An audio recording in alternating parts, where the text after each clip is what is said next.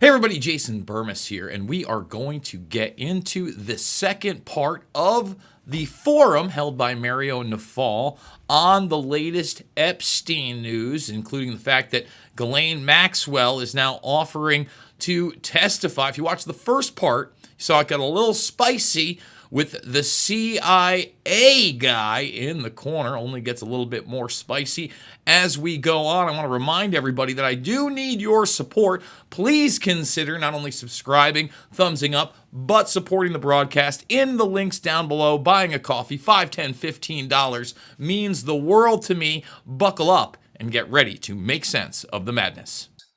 Well, I think to your point, Sitrep, there's these different silos of electorate. And the MAGA silo, which, there's some Venn diagram between, libertarian, conservative, MAGA, MAHA, sphere. And I think the lowest common denominator there is a mistrust in government.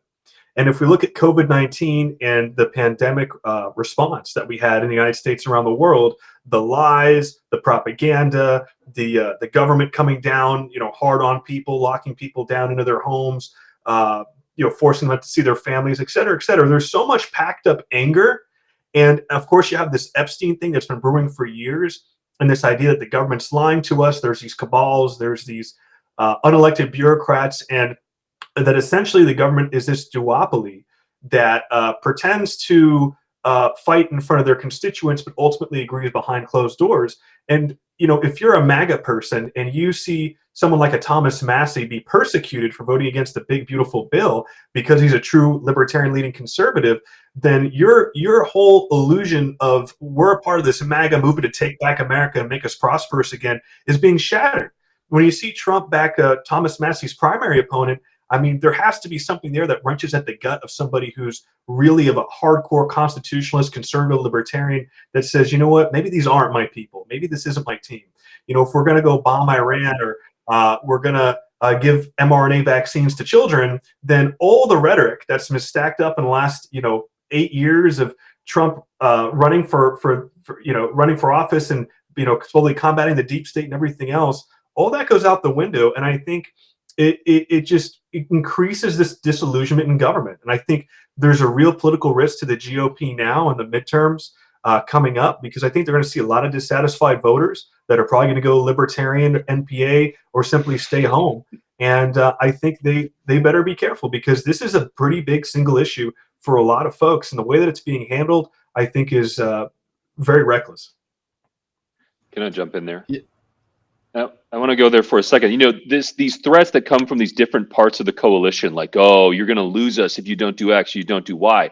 This is not how you have a meaningful political movement. And I'm sorry, as much as I agree with much of what the libertarians like, I'm anti-COVID lockdown. I'm anti-mRNA vaccine. I'm anti-foreign influence in government. I'm anti-intervention. I'm all of these things. But how do you accomplish your goals? You have to have a coherent strategy. You need to work together. And then you have these different groups that want to split off and make some principle higher than winning. I'm sorry, but the left is the enemy. They are outright devoted to destroying this country, destroying our heritage. Splitting off votes to do nonsense and then end up losing is a mistake. Donald Trump has delivered real, credible gains. We are not at war in the Middle East right now. That's a good thing, right? And Biden was insane. That guy wasn't even president. We can't have them back. So pro-lifers, sometimes Second Amendment people, the libertarians, look, stop grandstanding and stay on message. Stay focused on delivering results. The best way to accomplish what you want is to stick with Trump in the long run.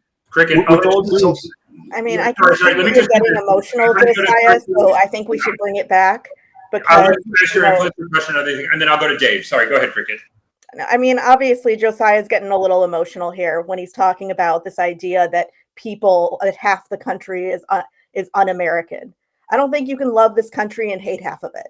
I don't think you can hate whole states. I don't think you can hate all of our cities. You have to love this country and the people in it and work to make it better. And there are plenty of liberals and Democratic voters who absolutely love this country. I haven't seen. I couldn't let that one go. But my question initially to Josiah was, you mentioned this idea of an influencer grift and the fact that you think that there are people keeping this Epstein story in the media because of some sort of clout or internet gain. How do you respond to people like Charlie Kirk, who said outright that he was contacted by the Trump administration to not talk about this anymore? When you have someone there trying to control that narrative and actually taking money in order to not talk about it, how is that not a problem? Well, I can just say two things real quick. I love America and I hate her enemies. And we have a lot of enemies in this country who want to destroy my way of life. And I'm not okay with that. And we're shattering our sense of national cohesion and identity. And I find that to be a huge problem. And the Democratic Party is simply behind that. So I love this country. I want to preserve it. And that's why I'm opposed to the left and what they're doing. As to your second point, what I mean by influencers is I'm talking about people who've built an audience around pitching a story or an idea, like I'm a truth teller and everyone else is a liar. These are people who are not fundamentally oriented toward accomplishing political aims. Their goal is to be online, to have an audience, to get subscribers, to sell advertising. And sometimes that model is inimical toward accomplishing real change, because actually it's better for those people when they're losing. It's in those moments where people turn to them for support. When Democrats come into office, the National Rifle Association receives way more funding. That's just the reality of how some of these models works. You get perverse incentives. And I'm not saying that everyone who cares about the story is bad or they're not paying attention. I'm saying there's an incentive structure here for people to make a story out of something where there are real concrete things that can be accomplished, but they're not really interested in that. What they're interested in is boosting their own, aggrandizing themselves in the public sphere. Oh, wait, can I ask you something just quickly? When you got somebody like Steve Bannon who kind of crosses that barrier between influencer and someone who's been in the administration, and he's out there saying that you're going to lose 30 to 40 seats if he doesn't address this. Yet at the same time, you have the paradox, and I get things wrong, folks. I've been talking about Bannon sitting on 8 hours of Epstein interviews, went back, did research. Supposedly it's 15 hours of interviews with Epstein. Why isn't he releasing that? Isn't that a bit of a grift?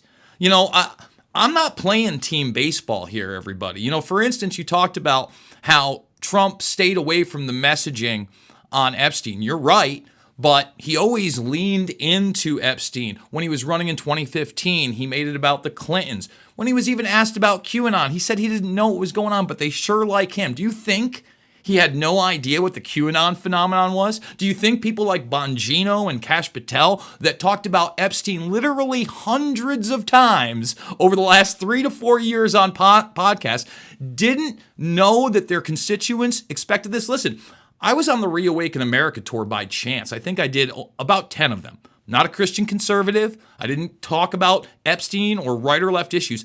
I went there for transhumanism and really to critique Musk on real issues like his defense contracting and military industrial complex ties.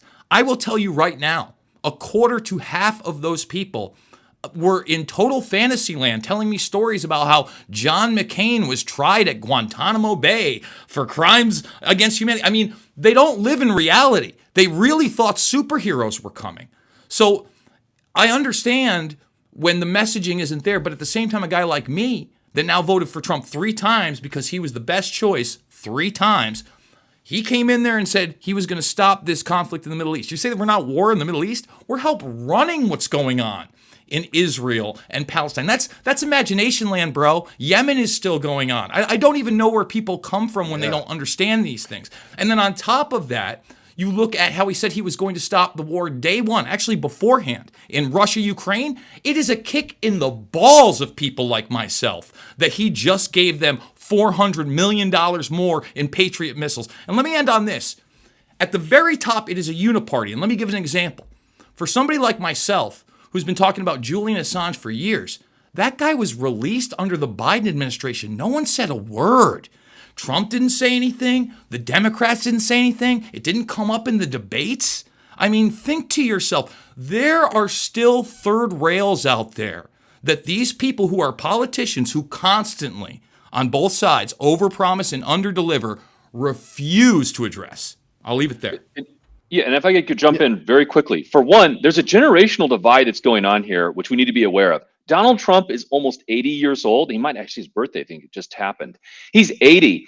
He watches television. He's not online. He's not reading Twitter. He's not listening to podcasts. He's in a different media environment than the rest of us. And though he uses those social media platforms, it's monodirectional. That's how he communicates out there. So some of these things, I don't know how much he's tracking on, how important this was to elements of the base.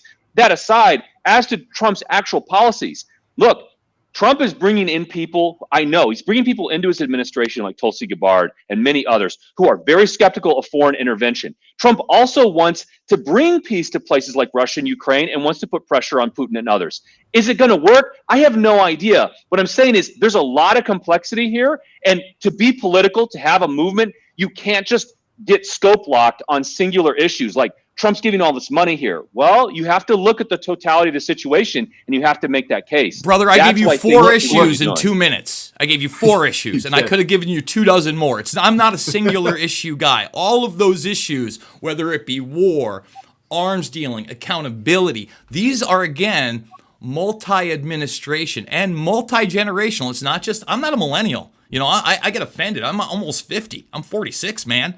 I mean, I haven't been happy. And again, it's a low bar. Trump has been the best president of my lifetime. Yes, because of some of the policy. I liked when he got us out of the Paris Accords, the WHO. But you got to keep running this train. He came in hot, telling everybody it was going to be small government. And then he attacks a guy like Massey. I wanted Massey in the administration. I want Mike Lee in the administration. I want Rand Paul in the administration. I want people that are actually trying to get accountability. Listen, Tulsi Gabbard's great. I like RFK Jr. We need results, okay? That's the bottom line. I don't care who it is, what side it is. I'm not on any side. I'm Team America, Team Constitutional Republic, Team Accountability. We need more of that. Look, I do kind of want to just, because I do want to bring it back a little bit to more of this, because I hear everything you say, Jason. Like I'm the same Team America and all that. I just have a fundamental different view on foreign policy, domestic policy. But just again, I think it's kind of what Crick is saying is just fundamental disagreements, and then overall. But Dave, to you, because I was kind of alluding to this, and again, it goes back to policy and emotions, and then Jason, I think we know. I think we've all seen those crowds. Obviously, like when you're saying John McCain is starting Guantanamo, I was like, okay, like what?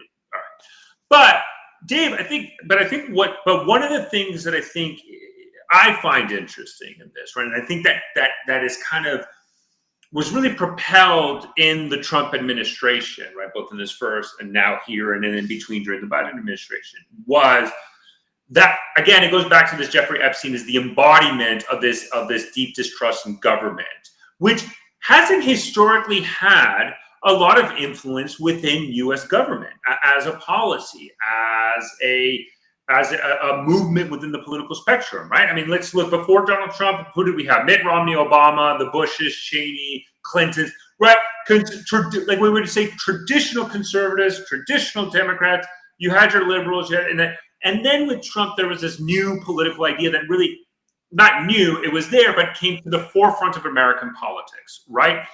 And I think you can talk about policies, but it becomes a little bit difficult because what I'm hearing from Jason is I had to stomach the bombing of Iran. I had to stomach more government spending and rising deficit with the big, beautiful bill.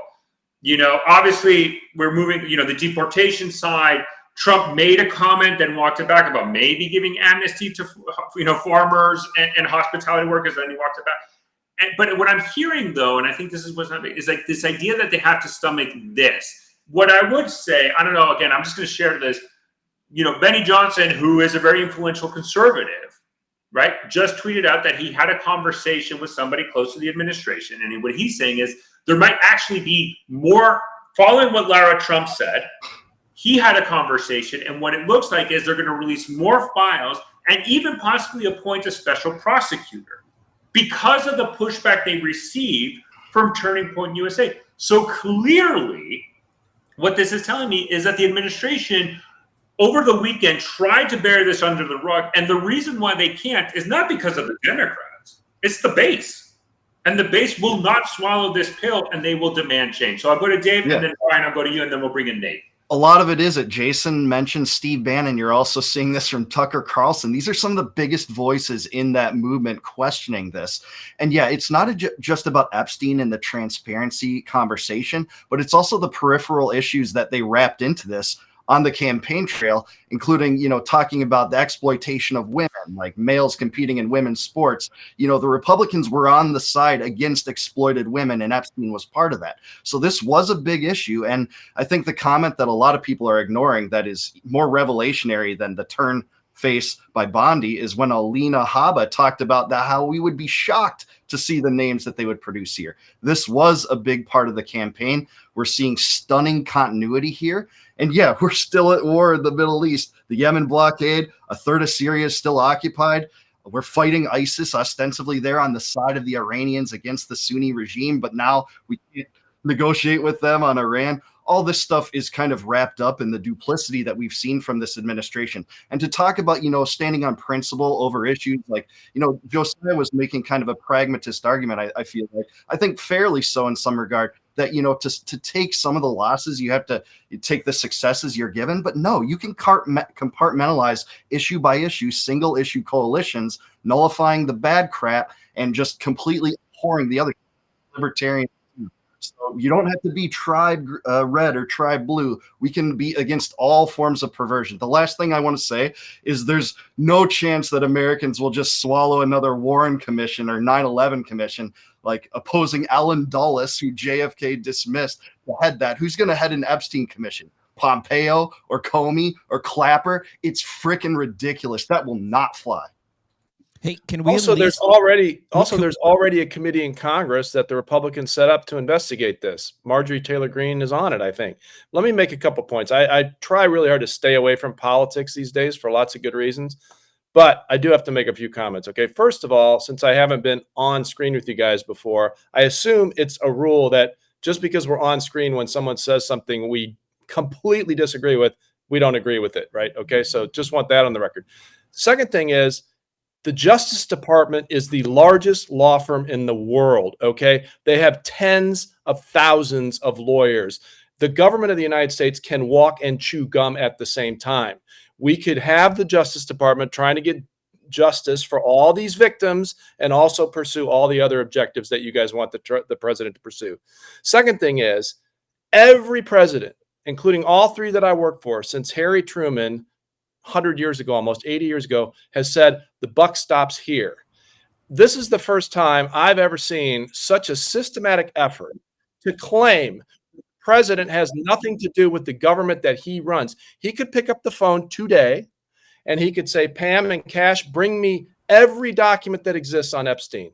He could have them all reviewed. He could have them all released. And it's no coincidence that when Pam Bondi wanted to answer a question in the cabinet room about Epstein, the president shushed her. Last thing I'll say, two more things. One, it is just a fact now that other material exists. You got the redacted documents. You have these influencers being told by the White House that they're reconsidering releasing documents, which means there are documents. So I think we can get rid of that trope here. Last thing is, and this is the closest I'm going to get to politics, I hope. We heard a huge outcry, and I'm a privacy and civil liberties lawyer, so some of this was justified in the last administration and even during Trump 1, that the government was censoring people because they were sending out declassified intelligence warnings about foreign efforts to influence the United States. I'm not saying whether that was right or wrong, that conclusion, but if that was wrong, it's certainly wrong for the commander-in-chief of the United States to pick up the phone and tell a self-proclaimed journalist like Charlie Kirk to stop talking about a story. At least we can be consistent. I think one other thing we can acknowledge, at least in all of this, that for the accusation that MAGA is a cult, it's clear that they are not. So let's move on. I think we wanted to bring in silver lining. Yeah, silver lining. I think we wanted to bring Nate into the conversation. Welcome to the stage, and you haven't had a voice to say in this yet. What is your take now, Nate? I'm assuming because your handle is Nate the lawyer, you're a lawyer. There's been a lot of discussion before you got here. People want things. They want evidence. They want people to be arrested. They want accountability. Some of the back and forth we had before is I was suggesting that, look, they said they don't have anything else. This is all they have. And there have been a couple of trials, and the fact that nobody else has been arrested means there may not be enough evidence. And there's been redacted things released, and people said, somebody suggested that They can unredact it. That's releasing new info. But then there's legal challenges with unredacting things that might have been redacted for legal purposes, so nobody's implicated that didn't deserve to be, et cetera, et cetera. Nate, what is your take on everything? Let's get you up to speed on the panel, and then we'll continue our conversation. All right. So first, I want to take this just from the legal perspective in terms of prosecuting unindicted co-conspirators, people who we believe may be on this list who may have done these things with children. There's a statute of limitations that may come into play with this. Now, the statute of limitations was changed in 2003 to remove it from things like child porn and other child sex acts. And then there was a more broader removal of the statute of limitations in 2006, which is known as the John Walsh Act. So a lot of the crimes that occurred allegedly with Jeffrey Epstein occurred between 2000 and we're talking about 2005. So some of those co-conspirators who may have committed some crimes with these children may be subject to the statute of limitations. I think we just lost. Yeah, Nate. we lost him on there. All right, let's get back into the conversation. Now, Brian, I'll ask you. You're a lawyer. Is there a statute of limitations issue? Can you pick up where he was saying? Well, I haven't researched this today, so I don't want to be too absolute about it. That is the perfect lawyer answer, but yes. But there have been statutory changes that extend the statute of limitations.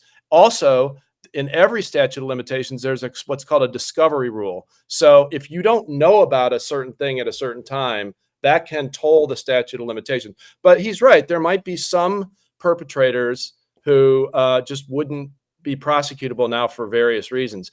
Doesn't mean they couldn't still be subjected to accountability, though, including civil suits if the information goes out there. Yeah, yes, no, definitely. So I'm thinking on one end, the statute of limitations problem, if you're a prosecutor, because I was a prosecutor in the Bronx, New York, which was hell. I'm just going to tell you guys, it was hell. That is true. Yeah, and it's the worst county in New York. But when you're a prosecutor, you have to think about something like that. And then if I can't charge you legitimately with the crime because the statute of limitations run out, I shouldn't accuse you because that's unfair to you. You can't defend yourself because it's like, I believe you did it, statute of limitations, and that essentially accuses you without any type of recourse. So when it comes to statute of limitations, that may be an issue. Now, I think when it comes to just knowing the names, because that's what we're talking about, right? Knowing who else was involved. I think you do have the foreign entity piece of it because let's just be honest, the prime minister of Israel going to the island 12 times to meet with Epstein, we can pretend that has nothing to do with it. But if you say it has something to do with it, you're an anti-Semite. I'm not an anti-Semite, but it's very weird that the prime minister of Israel traveled to the island so many times. And we have pictures of Bill Clinton getting massages from the Epstein, from people of the Epstein. And, and we have now Epstein's own attorney who represented both Donald Trump and Jeffrey Epstein out there saying, there is a list. I know there's a list. I know whose names are on the list, but I can't say anything about the list. So I think the issue isn't, and this may be a radical opinion, but I don't think the issue is the list per se. I think it's the lead up to the list. I think it's Trump, who was president when Jeffrey Epstein was arrested and when Jeffrey Epstein died. He was privy to all of that information. What happened in the jail cell, what happened here, what happened there. And then when he lost the election, or if the election was stolen, whichever view you want to take, for those 4 years that he was running for president, it's not like he said there's nothing there. He was telling people, hey, I'm going to release it. There's craziness. He started making fun of these people. And if anyone knew what were in those files, the president of the United States, who was there at that time he was arrested, would absolutely know. And then he runs. We all believe him. He gets back in office. And on top of that, he goes and hires people who were saying the same thing. Jeffrey Epstein didn't commit suicide. This. There's a list, right? He hired all those people. He hired Pam Bondi. She's up. The list is on my desk. So I personally was absolutely convinced the guy who was in office that knows the stuff was there, that he hired all these people to put the stuff out. And then when they started saying there's nothing here, I was skeptical. And then the thing that flipped me, because I will say straight up, I supported Trump, and I still think even today with Epstein, President Trump is better than President Harris. If you disagree with that, then I'm sorry, you just don't live in reality. President Trump today is still better than President Harris. Anybody else is saying that, I think is just a lunatic. But President Trump lost me with that statement, because that statement that he put out over the weekend blamed Obama Clinton and all these other people for the list, and all these this all be. And at that point, I knew he was trying to cover. Now I don't know if he's covering for himself. I don't know if he's covering somebody else, but that didn't ring true. And then he had the nerve to say, well, let's not look into this old stuff, but then talk about we're investigating a 2020 election. Well, guess what happened back during the 2020 election? Epstein had killed himself back then. So I think the only way he can actually make this right is he should do it like they buried the 9/11 stuff. You do it like they buried the JFK stuff. And you know how they did it? You have this committee, the special prosecutor, they look at the stuff for 5 or 6 years, and then 10 years down the line, they say, hey, we got nothing. I think Trump just miscalculated the base. He miscalculated that people would actually believe him and would actually take what he was saying as truth. And we did. And this was the point where we were like, hold on, we believed you. And it seems like you're lying to us because all the evidence says you're lying to us. Now, I think the way you clean that up is exactly what they're proposing doing. Special prosecutors, just bury it in the process. That's the way you bury it. But you don't just tell us that we are all dummies and don't understand what's going on, because we do. We do. Everybody in this room is hyper intelligent, and we all know when when this is BS. And if anybody here is this is not BS, I'm sorry. I just I think you're being unreasonable. I mean, I think one thing I would throw out there is that politicians say a bunch of stuff, and Trump, more than others, will just, it's a beautiful list. It has all of my enemies on there. It's going to be amazing. And then you get it and you're thinking, you know what I mean? I never put that much stock in this case. I mean, the striking thing to me is I'm of course able to believe that there are foreign infiltrators in our government. I'm able to believe that powerful people do all kinds of bad stuff. I see it every single day. So to me, the hard part is to say, well, go after that stuff. I mean, that's how you get the legitimacy back. And that's separate from this particular case, but I think it's just the overarching problem. Like, but why Joshua, are people so Josiah, listen. First of all, he never said beautiful list, but what he did just say is all the documents are Democrat documents. That's imagination land, bro. Like, again, the vast majority of the public documents that we now have are documents that were filed in lawsuits in civil court from the victims, and much of that has still been kept from the public. We do have the 2008 case, but again, just like the CIA lawyer was talking about, that's a non-prosecution deal where literally 4 or 5 other people, Sarah Palin, maybe, Leslie Groff, maybe, I mean, names that we know from other reports were protected in. And then when you look at, and let's just show people really quickly. I mean, you're talking about people like Jess Staley, that after Epstein was convicted, hanging out in the hot tub with him, and later on is part of what? The outcry that they were joking about him with young girls in Disney dresses, and then they pay the $290 million, but they only pay it if they can be protected. How do they protect themselves?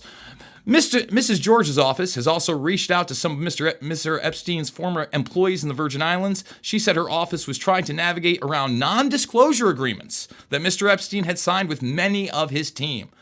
She said that the estate should commit to releasing the employees from those agreements, which they did not. And then just the existence of the NDAs casts a shadow of a doubt. They did that with the victims. Again, some of the victims didn't even get in on the compensation fund. In fact, I wish Nick Bryant had stuck it out. He talks about 2 very credible victims that could discuss what it looked like inside of Epstein's home, and they weren't 14. They claimed to be 10. Now, again, I stick to what I can prove, but to say that there's not documentation, that this stuff does not exist, here's the deal. If they wanted to be honest about this, they could have kept things secret and then gone prosecution style and actually gone after maybe a few others, and that maybe would have satiated people. With no other prosecutions, right now there's a reason Ghislaine Maxwell says she's going to talk behind the scenes, because she can. She kept her mouth shut because she thought she was maybe going to get off on appeal, and she knew what she was charged with. Even if she didn't get off on appeal, she would eventually be released. So right now, if we do get a 9/11 commission style, that's bogus. In fact, one of the things that Trump has played into, that we were lied to about 9/11, which we were. You want to talk about a corrupt FBI. I mean, I've been reporting for years. I mean, they talk about that al-Bayoumi case with the CIA. We've known since 2002 that these guys lived with and rented from an FBI informant. We know that there were reports prior to 9/11 that Flight 11, in particular by James Wood, this is also reported by Seymour Hersh, they had 4 of the hijackers, nothing done. Waleed al-Shehri had the CIA called on him by his neighbor, Deborah Albritton, nothing. A bunch of these people trained at U.S. bases. Brian's laughing. Everything I said is factual. Okay, I think I know why Brian is laughing. Is because, I'm sorry, Seymour Hersh, like, I got it, but like... Well, when's Hersh lost in court? Has he lost in court? Okay, let's be real how the U.S.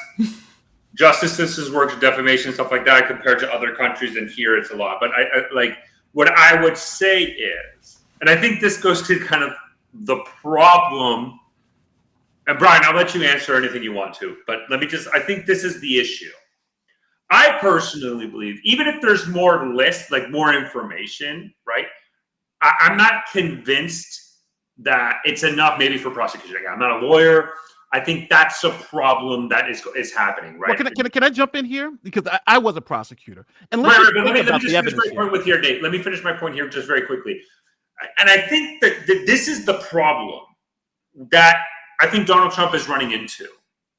Because again, there's 2 options. It's either a cover-up or people were played to. And they leverage this for political support and votes. The problem is, I don't think there's never going to be enough evidence presented to show, oh, see, there's nothing else there. There's nothing else. So the segment that was played to is never going to accept that answer, even though that's the truth. And the outrage is never going to be, I was played, you touched my emotions and my feelings about Jeffrey Epstein and all this and the conspiracies and blah, blah, blah. It's always going to fall back to, you're covering up. It's like the JFK. No matter how many times, like, here's everything, literally everything. Here's all the information. What exactly? Like, it's never enough.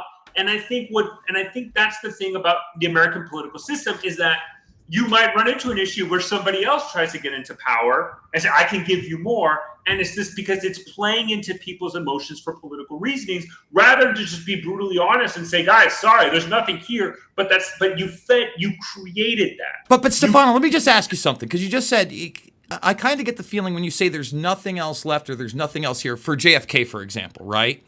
You're just taking the authoritative source of the day's word. Let me give you an example on what I'm waiting for JFK. Warren C. DeBrew, who was the FBI station chief in New Orleans, who followed Oswald to Texas, okay? In one of those FBI, he wasn't his obituary. They basically give a small run of the things that they've done. And one of the things DeBrew did was the initial 800-page report on the scene for the FBI on JFK. It's on the record. That's an authoritative source. Did we get that? They told us they gave us everything. That's my point. You're taking the state as the arbiter of truth here. Okay, here's a perfect example. I understand what you're getting at, but this is what I get at, for example, and I know Brian might understand this. Brian has much more experience than I do in the intelligence world. I did military intelligence. I have a separate, but not as long as Brian, and definitely not in the position he was at. But here's a perfect example where there were JFK files that were released, right, that were declassified, and people were focusing on the text. I don't remember, because I remember this was something in the Mario thing. It's like something insane. It was an incredible, but like everybody was focusing, and then nobody was focusing on the top, which basically said, this comes from a first-time unverified source. And as Brian can attest to, how many times in the intel world you get information and it's unverifiable or the source is unverifiable, and you just, if you don't understand, it's like legal lingo, right? There's legal terms that lawyers understand fluently and perfectly, but for the rest of us, we're like, we have no idea what the hell this means. It's very similar in the intelligence side of the house, where there's lingo that is said, but you're missing the important context of, is this a reliable source? What's the source rating? What is it saying? And I think that's the thing. Now, in the law enforcement side, in the investigation side, I can't talk to you about it. I've never been a prosecutor. I've never been an investigator. I've never done any investigation. So I can't attest to that specifically. But you're proving my point, though, Jason. You're proving exactly what I'm arguing, which isn't, is there a cover up or people were played to? It's regardless of what the answer is, there is this, and I think this is something that Josiah is trying to get at, right? Or David even. It's no matter what you give, it's never going to be enough. But the question then becomes, who's at fault for that? Yes. And I think the problem is maybe not Donald Trump, because I would agree with you. Donald Trump didn't run Epstein as much as others because, again, he was the president. But you can't tell that about Bondi. You can't say that about Kash Patel. And you sure as hell can't say that Don Bongino. They were going at it. You brought them into the administration. You put them. This is your court. This is your responsibility. So either all three have to go, but even if all three of them go, you're never going to satisfy the crowd of people that you created by saying there is this grand conspiracy. Because again, the Jeffrey Epstein conspiracy did not come, unlike Russiagate or the Russia scandal, whatever, which came from the Democrats or John McCain or the establishment, how Republicans want to say it. This came internal to the MAGA movement. This was a MAGA movement. That was what was created. You have to deal with it. And I think the problem is the Trump administration doesn't know how to deal with it. And whatever they do, it's never going to be enough. Well, can I make a point? I think we'll go to others. Go ahead, Nate. Yeah, I just want to make a point about the evidence for criminal prosecutions. Just real quick, if we just go with what we've heard over the years, we have Ghislaine Maxwell, who was there, right? She can obviously testify about what she did. She was the madam, for instance, right? She knows. We got the plane logs. We have, what did Pam Bondi said, hours and hours and hours of video of children having intimate relations with other people. Who's on those tapes, right? Who is there? And also we have something pretty shocking. We have the 200 plus live victims who were alive at that time, who can also tell us. We have the court records. We have the depositions. We have all of this beautiful evidence to tell us who was doing these things with children, enough for at least an indictment or at least a real inquiry into the situation. Now, if you're telling me videotapes, witnesses and live witnesses saying you did is not enough to get a conviction, I think it's enough to at least go to trial, right? Because the standard to go to trial is so Nate, low. let me ask you this as a lawyer. So here's the thing. I mean, we've had 2 trials, right? There has been evidence that's in there with 300 gigabytes, according to the memo that went out that started all of this a couple of weeks ago at this point. There is evidence. There is testimony. There are quote unquote victims. So it's not like this doesn't exist. So how come then nobody else has been named or prosecuted? As a lawyer, I mean, what would you think the reason is? Is it a cover-up, or is it the fact that there's just not enough evidence? There's civil lawsuits, by the way. There have been civil lawsuits which has a lower burden of proof. So if the evidence is there and there's civil lawsuits with separate people, why not the criminal ones? Well, I would say this.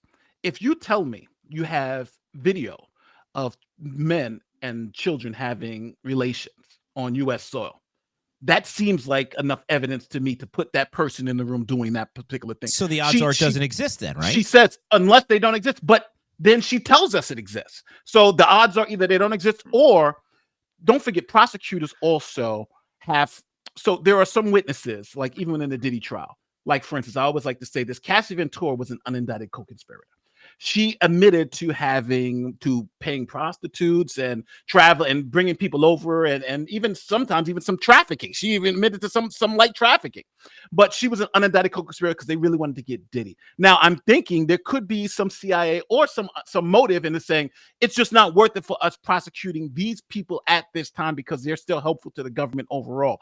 And by exposing anyone on the list, we could destroy what we have built. It's essentially moving up the chain or still trying to keep sources and methods quiet. So again, I don't know what their issues are, but I assume the American people are smart enough that if the evidence and the victims are alive, then you have something. One of the things because I hear this a lot, and I know there are cases of, like, especially like intelligence reporting cannot be used in criminal cases, right? So that's why a lot of times they're two separate Yes, of course. aspects of that. I wish Brian was still here and he can kind of go in. So, but what I would say, for example, but I think what you're kind of going up the ladder, like, I mean, here's a clear example recently during the Trump administration, right? And I think this is just standard practice in any, right? One of El Chapo's sons, the famous El Chapo, his son is in U.S. prison. He entered into a plea deal with the U.S. government. They even brought 17 members.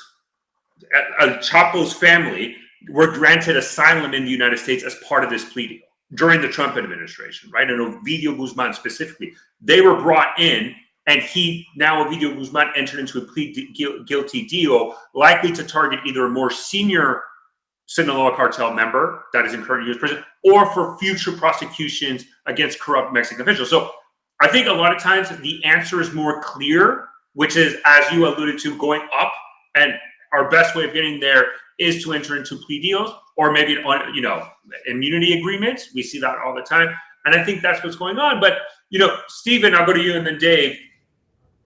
Again, it goes back to let me ask you this, Stephen, and then I'm going to ask this also to Dave. What would be enough? What would be enough to satisfy what you think is left? Because let's say there's no videos. Is there any, if that's the case, does that then mean I don't believe the government? And how can they prove to you there's no videos? And if you believe it, then is the argument, Pam Bondi's got to go because she lied to all of us in our face. Well, I think one of the things you have to think about is the all-time low in trust of government. After 9/11, the government said that the air was safe to breathe in New York. And we found out decades later that it was not. So that doesn't mean that holograms flew into the World Trade Centers, but it certainly begs the question, what else we don't know about the events that transpired. Even leading up to the 28 redacted pages of the 9/11 Commission report that were released a few years ago. That was actually the initial congressional investigation. I just got to correct you. So those 28 pages, and they were eventually released, but not the 9/11 Commission report. Right. Gotcha. So, if you look back to the decades, the many lies in regards to a lot of things the government's told us, I think that people want some kind of assurance that, this is it. There's nobody else in on it. I don't know what it's going to take, but I think the flip-flopping in the Trump administration certainly makes people understandably uncomfortable, especially since COVID, especially, just in the 20th century alone. How many years did it take for us to find out about Operation Northwoods? The government almost hijacked was it a Cuban or American airliner or blew up a boat in the port of Miami and blamed it on the Cubans as a false flag operation to go to war in Cuba. So, these things happen. The government at one point, Operation Mockingbird, went in and during, I believe it was the early 20th century, was in control of the media. They actually infiltrated as editors in the media. That's a real thing. So what else don't we know? What else are we going to find out 20, 30, 40 years from now?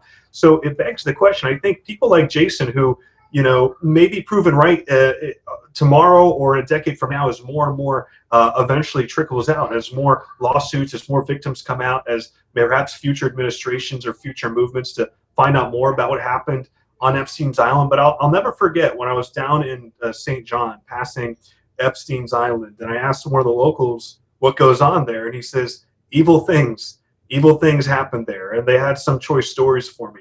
The locals knew. This is an open secret. So we don't know. I don't know what it's going to take to satisfy the American people, but I think some modicum of sincerity from the administration would probably go a long way, but they just have not been sincere. And, to turn around and say, don't even think about it. Why are you talking about this? It just seems to me like gaslighting the MAGA base and the American people and people like myself who want to see justice and want to see something come out of this. But it's not clear to me that they're interested in addressing it. So I don't think it's going to go away. Well, look, I'll say this. There's news cycles have a tendency to change very rapidly. And I know this is an issue now. MAGA base, if we're going to basically put this all on them, if the MAGA base, if we think they're concerned about Epstein. They're equally concerned about COVID. They're equally concerned about January 6th. They're equally concerned about the 2020 election. And there's a litany of things that could definitely come out. Pam Bondi could announce something tomorrow, and all of a sudden people will forget about this. I certainly think maybe it's just slow news. I don't know. But we've had a lot of valid points. David, can I just make one last point about documentation just really quickly? Just really quickly. Yeah. Edward Snowden, probably his biggest revelation, it was not that we were being spied on by our own government. That actually came out via Hepting versus AT&T, where Norris Insight systems were put into all of our telecommunication office, and essentially every communication went to the NSA. It was thrown out of court twice. The thing that was very important that Edward Snowden talked about is that he had went to a document that was classified, and sometimes we were talking about redactions here, right?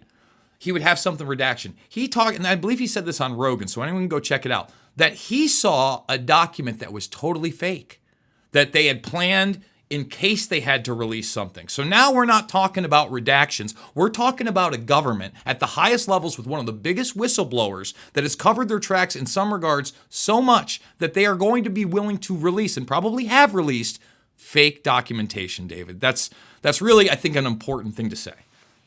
I want to answer Sitrep's question about what would satisfy people that are skeptical on this, cynical on this, the American people questioning this.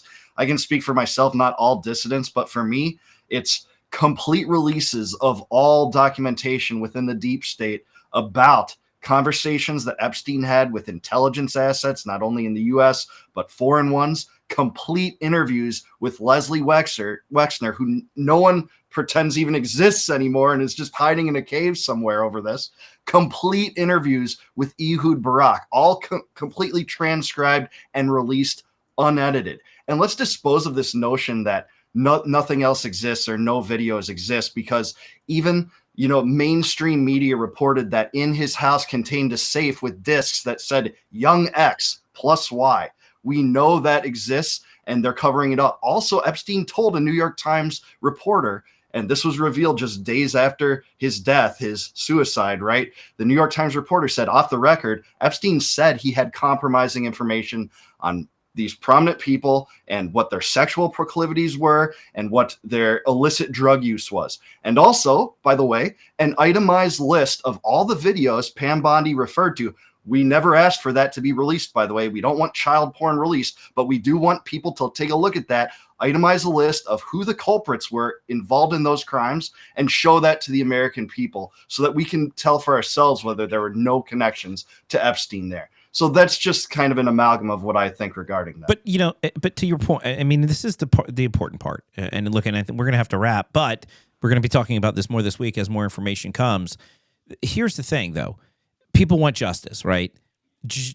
And there's a couple of lawyers here, and I think of the lawyers at least will agree with me that just because people want justice, we don't destroy justice in pursuit of it. And by that being like, well, we want answers, we want people to go to jail, so let's just go and release names and put people on. And we can't do that, because when you start going and trying to find ways to hold people accountable, you're losing your objectivity, and we really don't want to use the justice system in that way. Regardless if you're Democrat, Republican, nobody feels good when we're like, well, I know we should be responsible, but this case is heinous, and we should really go out of our way to make sure the public is happy with the outcome of the case.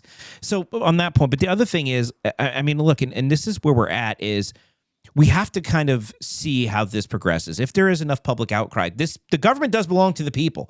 And if the people don't trust the government, or people disappointed in the government, there are elections. Elections do have consequences. But you know what? A lot of things happen before elections too. And we have Congress. Congress is there. I've seen there's reports, I don't know how accurate the reports are, that they're seriously considering the special investigator. Maybe things will change, and maybe we'll come out of this. Maybe we'll get more information as time goes on, and maybe that was the point of the Lara Trump interview today on Benny. I don't know, Stefano Sitrep, I'll send it back over to you. What are your final thoughts on all this? No, what I would say is, I kind of played along all sides and everything on this, and I know sometimes I get to attack, but as I say, I'm always more open for debate. What I think the problem here for the Trump administration, because if they release more files, maybe the special prosecutor is a way to bury this further. But if they start releasing more, then I think it gives ammunition to the people who've been critical of Trump, saying, you lied to us again. You said there's not. There's political pressure with your base, and now you give us more, and again, and it continues. You see, it just continues and continues and it continues. And I think the problem that the Trump I don't know. Again, this is not a case that I track intimately as much as, let's say, Jason or others and all the Brian and all that. I just hear more for the debate. But what I think the underlying issue for the Trump administration is, you created this, and not only, maybe not necessarily President Trump, Dan Bongino, Kash Patel, A.G. Body. Without a doubt. You're leaving out Roger Stone. He's helped this along too, and he's just made some commentary on Maxwell. I mean, he was a big part of that too. Yeah. Yeah, and I think that's the thing. And so you created an image of distrust of the Biden government, the Biden administration. President Trump ran on this deep state, the swamp, and all this. And I think in a way, Epstein embodied this image, maybe outside of the government, but of this elite, especially unelected elite. And I think this case is it because it had all the symbols of just horrendous crimes. And they ran on it.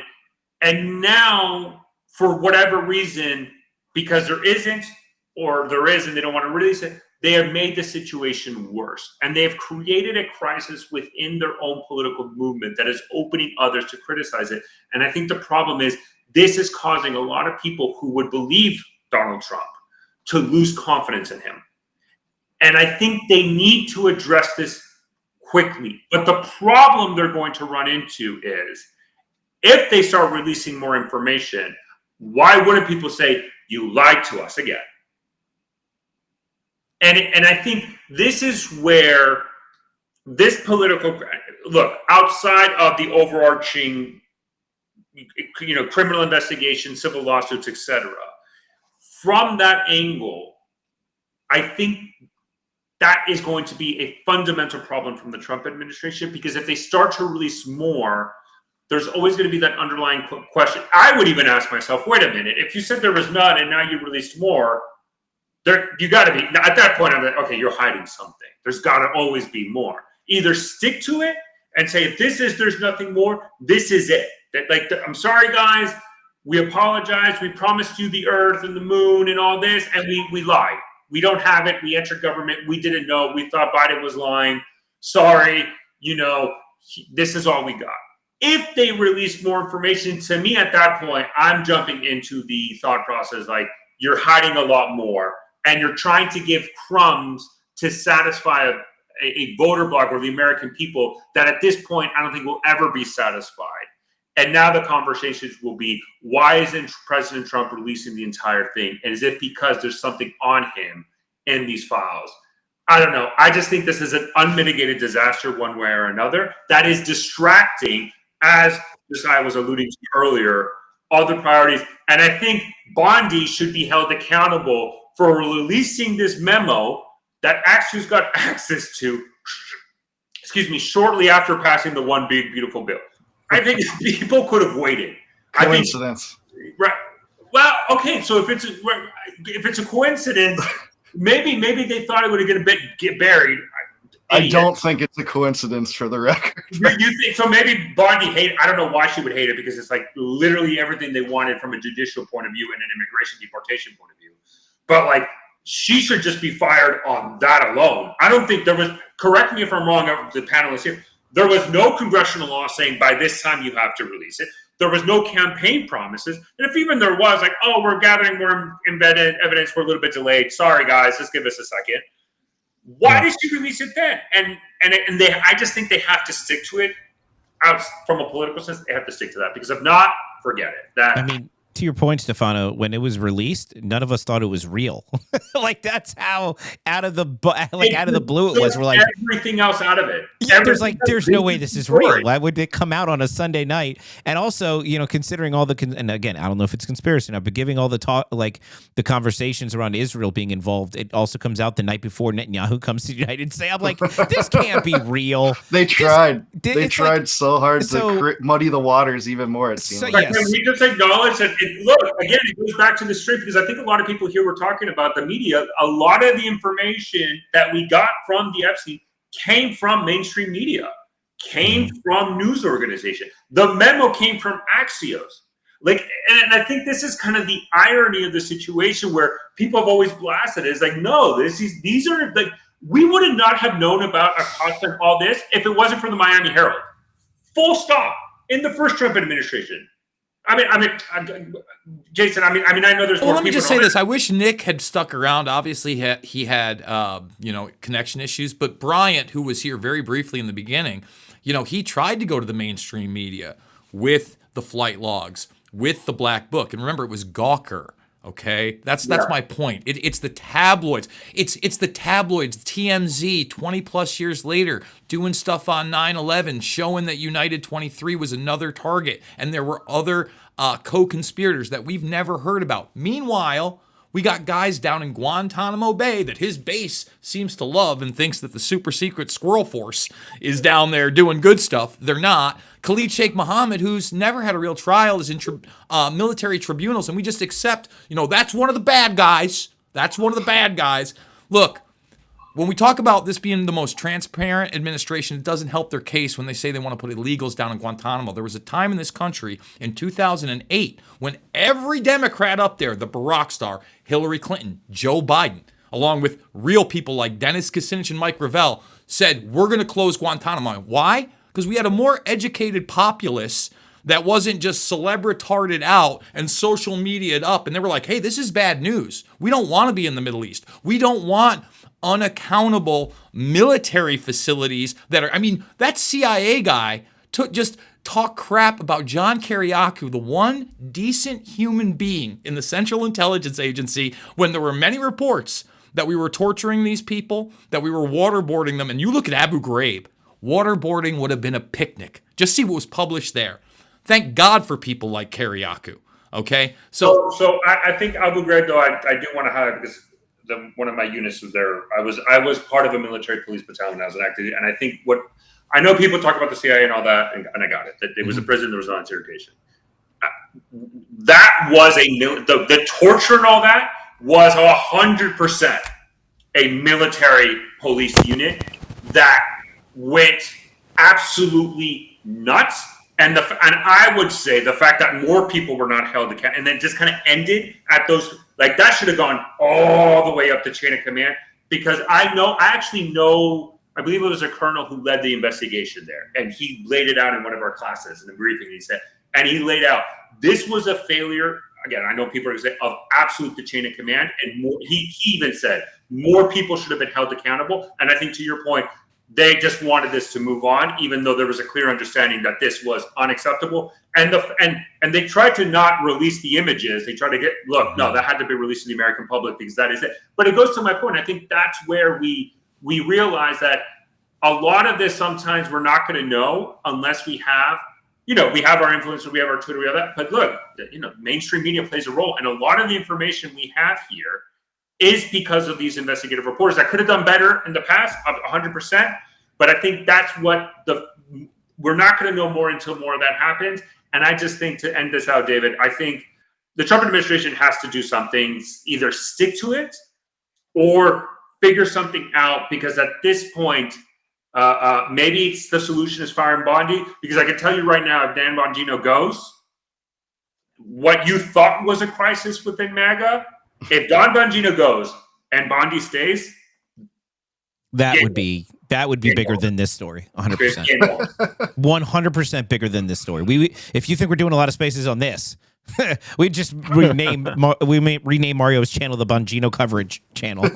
I just feel if people are fired but there's still no answers, it doesn't solve anything for the dissidents that are already upset about this. If heads don't roll and there's no explanation, if Bongino becomes a hero, he can be a Snowden. Say the truth about what problem you have with Bondi, be a whistleblower, and then you're our new Snowden or Assange. That's what I would like to pitch. Yeah, but then still nobody goes to jail. And let me just make the point to Stefano. I totally agree with him that the mainstream media has a place. In fact, a lot of my reporting, the vast majority of it, is from mainstream reports. How else would I back up what I'm saying unless I was on the road for the last 100+ years gathering this information? The problem is that you get these little tiny morsels of truth here and there, and it's a buffet of lives on the narrative bin, okay? And there's constantly a narrative out there that doesn't fit with the facts, just these convenient things that they want to focus on or misrepresent purposely. That's my biggest point. And I would just say this, if people want to see that, all my docs are free. Fabled Enemies, Loose Change Final Cut, Invisible Empire, and Shade. They're free. My channel on YouTube, Jason Bermas. Go check them out. Find out whether or not I told you the truth about the FBI and the military-industrial complex on 9/11. Find out that Joe Biden met with the money man in Pakistan behind 9/11. You talk about the congressional investigation? That was Porter Goss and Bob Graham. Porter Goss and Bob Graham also having breakfast with that same gentleman in D.C. that morning. I've got Bob Graham in the movie talking about that meeting with General Mahmoud Ahmed, who gave him that money. What does Porter Goss do after that? Becomes the head of the Central Intelligence Agency. There is a tier that goes beyond left, right, Republican, Democrat, conservative, liberal, and we have to find a way to pierce that tier. Taurus, I do want to ask you one question, because you mentioned that they have to pick a lane and stay in it. But at this point in time, which lane do you pick? Because whatever they say, you could have play opposite. There is no more files. But then Trump just did this long post saying, guess what? There are more files, but they're created by the Democrats. So it doesn't seem like there's really anywhere to go from here, because whatever you say, there's nothing else, or there's more stuff, you have them on the other side. So to me, this just seems like a total disaster, and there's really no way out except just, bury it in some type of long, drawn-out investigation, because you can't make anybody satisfied. I think on that note, what do you think, Stefano? Yeah, I think it's time. We do have to wrap. I mean, look, it's been almost 2 hours. We had a long list of guests. David, as always, thank you very much for being a fellow co-host with me in this. Great conversation. Thank you. And but we're gonna have a lot. So to all our listeners and viewers here, please make sure you follow everybody here. David, Josiah, Dave, Steven, Nate the lawyer, Jason, and then we had Brian Cricket. And I think I'm missing somebody. And if I am, I apologize. But with that being said, again, thank you so much for joining us. We are definitely going to have another one this week. So make sure you're following Mario's account to track it. And always stay in the loop, because we definitely always have breaking news spaces or the live streams coming in, because the news is 24/7 and we always cover it 24/7. And with that, thank you, everybody, and have a great rest of your day. Thanks for watching. Peace out. Thanks, guys. Thanks, everybody. Great meeting everybody here. I have not seen most of you guys before, but my name is Nate the Lawyer. I'm big on YouTube, but it's great seeing you guys. And I'm gonna look you guys up. But it's just great to finally have a space with people who are knowledgeable about these issues. Yeah, so. Likewise, Nate. I think I added about all of you on Twitter, but thank you guys for the discussion for sure. Perfect. Yeah, I'm looking you guys up and.